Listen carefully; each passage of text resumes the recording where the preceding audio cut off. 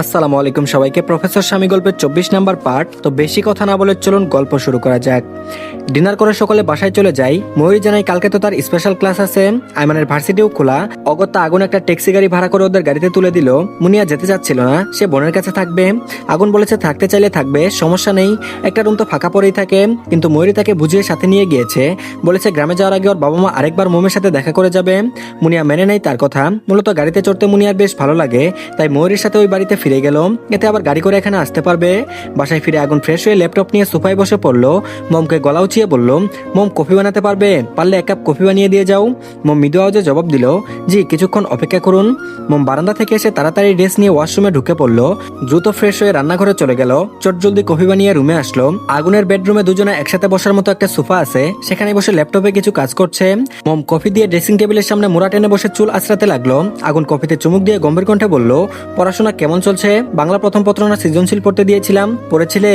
মম চুল বিনুনি করতে করতে গুমরা মুখে উত্তর দিল, পড়ার সময়ই পাইনি।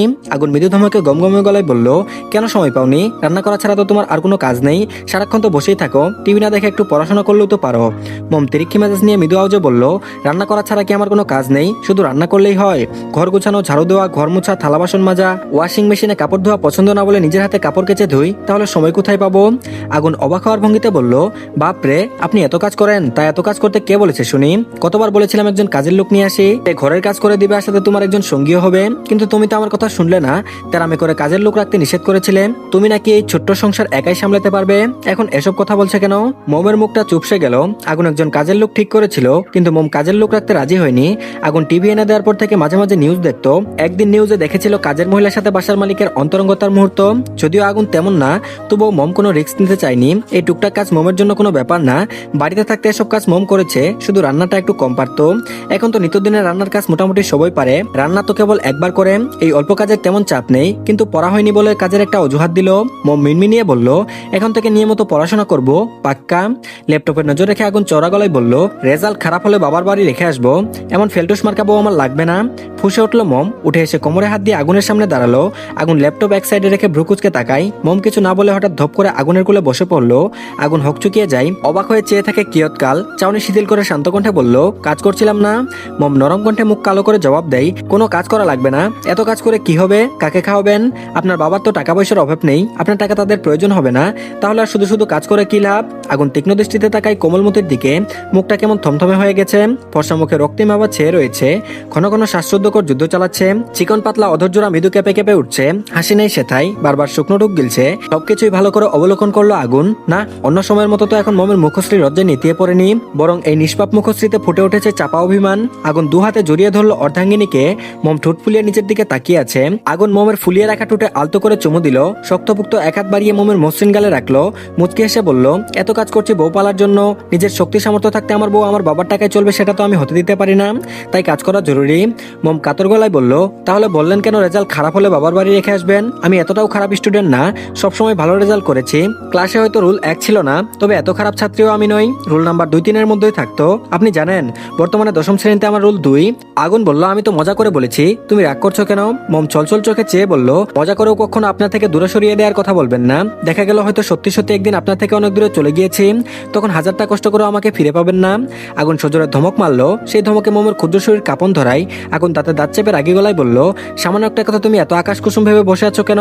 অযথা বেশি কথা আমার পছন্দ না মম। মম জবাব দেয় না, মুখ গুমরা করে আগুনের কোল থেকে উঠে পড়তে চাই, কিন্তু আগুন ওকে শক্ত করে জড়িয়ে ধরে আছে। আজকে অভিমান করে ছুটার জন্য ছটফট করলো না, করলেও বেশি সুবিধা হবে না। আগুনের শক্তির সাথে পারবে না সে, শুধু শুধু নিজের শক্তি খরচ করে লাভ নেই। অগত্যা আগুনের কোলে ঘাপটি মেরে বসে চুপ করে রইল। আগুন মমের কপালে ঠুট ছোঁয়ায়, গালে গাল ঘষে শান্ত কণ্ঠে বলল, আর কখনো ওই কথা বলবো না, আর অভিমান করে থেকো না, ঠিক আছে? মম এবারেও নিশ্চুপ থাকলো। মমের থুতনিতে আলতো কামড় দিয়ে আগুন একই ভঙ্গিতে বলল, উত্তর দাও। বললাম তো আর বলবো না। মম জবাব দিল না। আগুন পড়েছে মহাজালাই। বউ যদি কথায় কথায় এমন পটকা মাছের মতো ফুলে থাকে, তাহলে কি করে হবে? মিষ্টি কথা বলে রাগ ভাঙানোর অভ্যাস আগুনের নেই। এক হাতে মমের ঘাট চেপে ধরে মুখটা একদম আগুনের মুখের কাছে নিয়ে আসলো। গাল ফুলিয়ে টুটে হিসিয়ে বলল, এত অভিমান ভালো না মম, বলেছি তো আর এমন কথা বলবো না। মম শান্ত কণ্ঠে তাকাই, মাথা নেড়ে বোঝালো ঠিক আছে, মুখে কিছু বলল না। আগুন স্বস্তির নিঃশ্বাস ফেললো, মমের গলায় চুম্বন করে শক্ত করে জড়িয়ে রাখলো। আগুন ভারিক্কি নিঃশ্বাস ছেড়ে আগুনের কাঁধে মাথা এলিয়ে দিল। গরমের সকাল বিশেষ একটি সৌন্দর্য ভরা থাকে, যেখানে প্রকৃতির প্রতিটি কোণে এক নতুন জীবনের ধরা দেয়। সারা রাতের শান্তির পর সূর্যের প্রথম রশ্মি যখন আকাশে ছড়িয়ে পড়ে, তখন চারপাশে এক ভিন্ন ধরনের উজ্জ্বলতা দেখা দেয়। জনপ্রাণী নিজ নিজ আবাসস্থল থেকে বেরিয়ে নিজেদের নিত্য নৈমিত্তিক সংগ্রাম চালিয়ে যাওয়ার সর্বোচ্চ চেষ্টা করে। প্রকৃতির নিয়মের এই কালচক্র বহমান মানুষ থেকে পশু পাখি পর্যন্ত। আগুনের ছুটির মেয়াদ শেষ হয়ে গিয়েছে, কলেজে যাওয়ার জন্য তৈরি হচ্ছে সে। মোমের বাবা মা বোন নিজেদের গ্রামের বাড়িতে ফিরে গিয়েছেন। যাওয়ার আগে আগুনের ফেটে এসে মোমের সাথে দেখা করে গিয়েছিলেন। মোমের বাবার গাড়ি ভাড়া করার কোনো প্রয়োজন হয়নি, রাশেদ তাদের বাড়ি গাড়ি করেই মোমের বাবা মা বোনকে তাদের গ্রামের বাড়িতে পাঠিয়ে দিয়েছেন। আগুন ড্রেসিং টেবিলের সামনে দাঁড়িয়ে হাত ঘড়ি পরে নেয়, গায়ে পারফিউম দিয়ে চুল ঠিক করে রুম থেকে বেরিয়ে যায়। ফুল হাতা শার্ট কোনই পর্যন্ত গোটাতে গোটাতে রান্নাঘরে ঢুকে পড়লো। মোম ব্রেকফাস্ট বানাচ্ছে, আগুন গিয়ে মোমকে পেছন থেকে জড়িয়ে ধরলো। শক্তপোক্ত হাত দুটি মোমের পেটে বিচরণ করছে। মোম চমকে উঠে, পরিচিত পুরুষালী মিষ্টি ঘ্রাণ নাকে প্রবেশ করতেই বুঝতে পারলো এটা তার মাস্টার মশাই। মোম কিঞ্চিত রাগে লুক নিয়ে আগুনের দিকে তাকায়, আগুনের কোনো ভ্রুক্ষেপ হলো না। মোমকে শক্ত করে জড়িয়ে ধরে মোমের কাঁধে থুতনি ঠেকিয়ে দাঁড়িয়ে রইল। আগুনের উষ্ণ গরম নিঃশ্বাস মোমের ঘাড়ে আছড়ে পড়ছে, এতে মোমের শরীর মৃদু ঝাঁকুনি দিয়ে উঠল।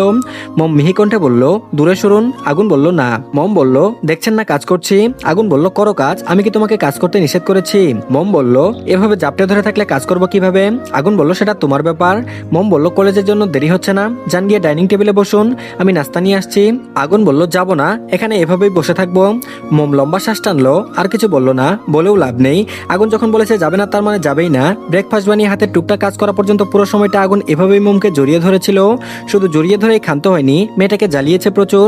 কখনো কাঁধে ঠোঁট চেপে ধরেছে, কখনো কানে ফু দিয়েছে, কখনো গালে চুমু খাচ্ছে। আগুনের সব দুষ্টু মিষ্টি উৎপীড়ন সহ্য করে মোম তার হাতের কাজ সম্পন্ন করলো।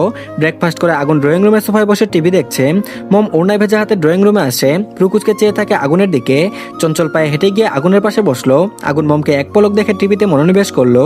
দুশ্চিন্তায় মোমের ললাটে প্রগাঢ় ভাঁজ পড়লো। সাবলীল ভাবে জিভ দ্বারা ঠোঁট ভিজিয়ে জিজ্ঞেস করলো, কলেজে যাবেন না? আগুন ভরাট সরে বলল, যাব। মোম বলল, বসে আছেন যে? আগুন তাকাই, চাউনি শিথিল, মুখবিবর স্বাভাবিক, শান্ত কণ্ঠে বলল, তোমার সকল কাজ কমপ্লিট? মোম বলল, জি, কিছুক্ষণ পর দুপুরে রান্নার জন্য জোগাড়াত্তি করব। আগুন বলল, আজকে রান্না করতে হবে না। মোম অবাক হয়ে জানতে চাইলো, কেন? আগুন উঠে মোমের হাত ধরে বেডরুমে যেতে যেতে গম্ভীর কণ্ঠে জবাব দিল, আশানুর ইনভাইট করেছে ওদের বাসায় যাওয়ার জন্য। ওর বউ আফিফা তোমাকে দেখতে চেয়েছে, ব্যস্ততার টেস্টের রিপোর্টগুলো আনতে যেতে পারেনি, আর আশানুর নিজেও দিয়ে যেতে পারেনি। তাছাড়া তোমার বাবা মা যাওয়ার পর থেকে কেমন মনমরা হয়ে থাকো, একটু ঘুরে আসলে ভালো লাগবে। মোম চনমনে কণ্ঠে বলল, দাওয়াত তো দুপুরের জন্য, এখন গিয়ে কি করব? আপনি কি আমার সাথে থাকবেন? কলেজে যাবেন না? আগুন বলল, যাব না কেন, তোমাকে ওদের বাসায় দিয়ে আমি কলেজে যাব। কলেজ থেকে ডিরেক্টলি আশানুরের বাসায় যাব। আর দাওয়াত তো শুধু দুপুরের জন্য না, আশানুর বলেছে সকাল সকাল চলে যেতে, আজকে ওদের বাসায় থাকতে বলেছে। মোম বলল, থাকবেন? আগুন ভ্রু উঁচিয়ে জিজ্ঞেস করলো, কি মনে হয় তোমার? বিনিময়ে মোম মৃদু হাসলো। আগুন শপিং মল থেকে আনা শাড়িটা মোমের হাতে তুলে দিল, নিরেট স্বরে বলল, এই শাড়িটা পরো। মোম শাড়িটা হাতে নিয়ে বলল, আপনার কলেজে দেরি হয়ে যাবে না? আগুন বলল, ফার্স্ট ক্লাস 11টা বাজে, প্রবলেম নেই, তুমি দ্রুত রেডি হও। মোম আর কথা বাড়ালো না, শাড়ি নিয়ে ওয়াশরুমে ঢুকে পড়লো। শাড়িটা কোনো রকম গায়ের সাথে পেঁচিয়ে বেরিয়ে এসেছে। আগুন ভ্রুকুচকে ফেললো, গম্ভীর কণ্ঠে বলল, তুমি তো এখন শাড়ি পরতে পারো, তাহলে এভাবে পরছো কেন? মোম গুমরা মুখে উত্তর দিল, ওয়াশরুমে ঠিকভাবে শাড়ি পরতে পারছিলাম না, ফ্লোরে পানি থাকায় শাড়ি ভিজে যাচ্ছিল, স্বাচ্ছন্দ্য বোধ করছিলাম না। আগুন বলল, তাড়াতাড়ি রেডি হও। মোম আমতা করে বলল, আপনি এই রুম থেকে চলে যান। আগুন ভ্রুযুগল কুচকে চওড়া গলায় জিজ্ঞেস করলো, আমি থাকলে কি সমস্যা? মোম মাথা নিচু করে মিনমিন করে বলল, আমি আপনার সামনে শাড়ি পরতে পারবো না। আগুন ফুস করে নিঃশ্বাস ছাড়লো, মোমের কোমর টেনে নিজের সাথে মিশিয়ে নিল, এক হাতে চোয়াল চেপে ধরলো, চোখে চোখ রেখে গমগম গলায় বলে উঠল, তোমার সবকিছু আমার দেখা শেষ, নতুন করে দেখার মতো কিছুই নেই, ঢং না করে দ্রুত রেডি হও, লেট হচ্ছে আমার। বাক্য শেষ করে মোমকে ছেড়ে দিল। আগুনের লাগামহীন কথায় মোম লজ্জায় কুকড়ে গেল, গাল ফুলিয়ে আগুনের সামনে তৈরি হতে লাগলো। আগুন আর চোখে মোমের দিকে তাকায়, ড্রেসিং টেবিলে আয়নায় মোমের মুখশ্রী সম্পূর্ণ দেখা যাচ্ছে। আগুনের চোখ আটকে যায় মোমের উন্মুক্ত পেটে, ধবধবে ফর্সা মসৃণ পেট আগুনের চোখ ধাঁধিয়ে দিচ্ছে। নজর ফেরানো বড় কষ্টকর হয়ে পড়েছে। নিষিদ্ধ ইচ্ছাগুলো করা নাড়তে শুরু করেছে ঝড়ের গতিতে। মোম ঘাড় ঘুরিয়ে তাকায়, মোমের চাউনিতে আগুন অস্বস্তিতে পড়ে যায়, চটজলদি নজর ফিরিয়ে নেয়। মোম শাড়ি পরে চুলগুলো খোপা করে নিল, সম্পূর্ণ তৈরি হয়ে আগুনের সামনে এসে দাঁড়ায়। আগুন মোমকে এক পলক দেখে হাত ধরে বাসা থেকে বেরিয়ে গেল। আর এদিকে লাউ শাক পাতা হাতে করে বাড়িতে প্রবেশ করতে আনিকার চোখ ছানাবড়া হয়ে গেল। বিস্ময় দৃষ্টিতে তাকিয়ে থাকে বাবার দিকে। আনিকার বাবা আইমানের সাথে কি সুন্দর হেসে হেসে কথা বলছে। আনিকার মস্তিষ্ক ফাঁকা ফাঁকা লাগছে, শিরা উপশিরায় রাগ যেন তরতর করে বেড়ে চলেছে। শাক পাতা রান্নাঘরে রেখে ধূপধাপ পা ফেলে এগিয়ে যায় তাদের নিকট, কোমরে হাত রেখে চিবিয়ে চিবিয়ে বলল, আপনি আমাদের বাড়ি পর্যন্ত চলে এসেছেন। আইমান যেন ওর কথা শুনতে পেল না, আনিকার দিকে তাকালো না পর্যন্ত। আনিকার গা জ্বলে উঠল। আনিকার রাগ মিশ্রিত কণ্ঠস্বর শুনে আনিকার বাবা উচ্ছ্বসিত হয়ে শান্ত কণ্ঠে মেয়েকে বললেন, ছেলেটাকে চিনতে পারছিস? তুই নাকি ওকে চিকিৎসার জন্য হাসপাতালে নিয়ে গিয়েছিলি। আমি জানি তো আমার মেয়ে পরোপকারী মানুষ, ছেলেটা কত ভদ্র, কৃতজ্ঞতা জানাতে বাড়িতে চলে এসেছে। আজকাল উপকার করলে কজন মনে রাখে, ছেলেটা ভারী মিষ্টি। আনিকা বিড়বিড় করে বলল, মিষ্টি না হাড়বজ্জাত। আইমান মুচকি হেসে বলল, আমি তো আর অকৃতজ্ঞ না, সহজে কোনো কিছু ভুলি না। যাকগে, আপনাকে যেটা বললাম আশা করি মনে রাখবেন, ভুলে যাবেন না কিন্তু। আনিকার বাবা সানাউল্লাহ ভরসা স্বরূপ বলে উঠল, মনে থাকবে বাবা, এমন সোনার টুকরো ছেলের কথা কেউ ভুলে যায়। আইমান ঠোঁট কামড়ে হাসে, সানাউল্লাহর গাল টিপে দিয়ে বলল, সেজন্যই তো আপনাকে আমার এত ভালো লাগে। সানাউল্লাহ থতমত খেয়ে যায়, রাশভারী কণ্ঠে বলল, আমি তোমার গার্লফ্রেন্ড না যে গাল টিপাটিপি করবে, পরবর্তীতে বিষয়টি খেয়াল রাখবে। আইমান জিভ কাটলো, মেকে এসে বলল, জি আচ্ছা, আমি এখন আসি আঙ্কেল। আঙ্কেল বলল, তোমার সাথে কথা বলে ভালো লাগলো, সময় পেলে আবার এসো। আইমান আনিকার দিকে চেয়ে দুষ্ট এসে বলল, তা তো অবশ্যই, একমাত্র মেয়ের হবু জামাই বলে কথা, আমি আসবো না তো কে আসবে। বলে ঘর থেকে বেরিয়ে যাই। আনিকা চোখ বড় বড় করে তাকায় বাবার দিকে, নাকের পাটাতন ফুলিয়ে চেঁচিয়ে বলে উঠল, বাবা, ওই ছেলেটার ওইসব ফালতু কথা শুনে তুমি ওকে কিছু বললে না কেন? সানাউল্লাহ ভাবলেশীন ভাবে জবাব দিল, কি বলবো, ভুল কি বলেছে ছেলেটা? তোরা দুজন দুজনকে পছন্দ করিস, আমাকে বললে আমি কি তোদের সম্পর্কে হস্তক্ষেপ করতাম? আমি ওইসব বাবাদের মতো না, মেয়ের ইচ্ছার মূল্য আমার কাছে সবার আগে। তবে আমার রাগ হচ্ছে তোর উপর, তুই ছেলেটাকে ভালোবাসিস সে কথা আমাকে কেন বললি না? ওই ছেলে কেন বললো? আমাকে জানাতে ভয় পাচ্ছিলি যদি তোদের সম্পর্ক মেনে না নেই সেজন্য? আনিকা হতভম্ব হয়ে গেল। বিস্ময়ের অক্ষী কোটর থেকে বেরিয়ে আসতে চাচ্ছে। ও আইমানকে পছন্দ করে, ভালোবাসে, কবে থেকে? আনিকা সময় নষ্ট করলো না, চঞ্চল পায়ে ঝড়ের গতিতে ছুটে চললো। আইমান ওদের বাড়ি থেকে কিছুটা দূরে চলে গিয়েছে। আনিকা দৌড়ে আইমানের সামনে গিয়ে দাঁড়ায়। আইমান থেমে যায়, মুখে তার ক্রূর হাসি। আনিকা রেগে বলে উঠলো, আপনি আমার বাবাকে ওসব আজেবাজে কথা কেন বলেছেন? কি কানপড়া দিয়ে বশীভূত করলেন তাকে? আইমান গাছাড়া ভাব নিয়ে বলল, কোথায় কি বলেছি? কিছু তো বলিনি। আনিকা বলল, আমি আপনাকে ভালোবাসি, পছন্দ করি, এসব কথা কেন বলেছেন, যেটা সম্পূর্ণ মিথ্যা। আইমান জবাব দিল না। আনিকা পুনরায় বলল, আপনি জানেন আপনার এই মিথ্যার জন্য আমি আমার বাবার কাছে ছোট হয়ে গিয়েছি। আমার বাবার চোখে একরাশ হতাশা দেখেছি আমার প্রতি, সেটা শুধু আপনার জন্য। আপনি আমার নামে কেস করতে চাইলেও করতে পারেন, এখানে আর আসবেন না। কেন এসেছেন এখানে? লাস্ট ওয়ার্নিং দিচ্ছি, আমার থেকে দূরে থাকবেন, নয়তো এর ফলাফল খুব খারাপ হবে। আইমান শান্ত কণ্ঠে বলল, প্রথমত তোমার বাবার কাছে তুমি ছোট হওনি, তিনি তোমার উপর কিঞ্চিত অভিমান প্রকাশ করেছে।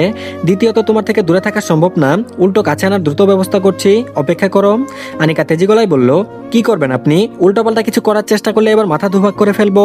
আইমান কিঞ্চিত ঝুঁকে আনিকার কানের কাছে মুখ নিয়ে হিসিয়ে বলল, তাহলে ট্রিটমেন্ট তোমার হাতেই করাবো? মাথা পাঠানো তো শুধু বাহানা, বুঝি না আমি? সত্যি বলতে তুমি আমার রূপ দেখে হিংসায় জ্বলে পুড়ে মরো, সেজন্য অজুহাত দিয়ে যখন তখন আমাকে ছুতে চাও।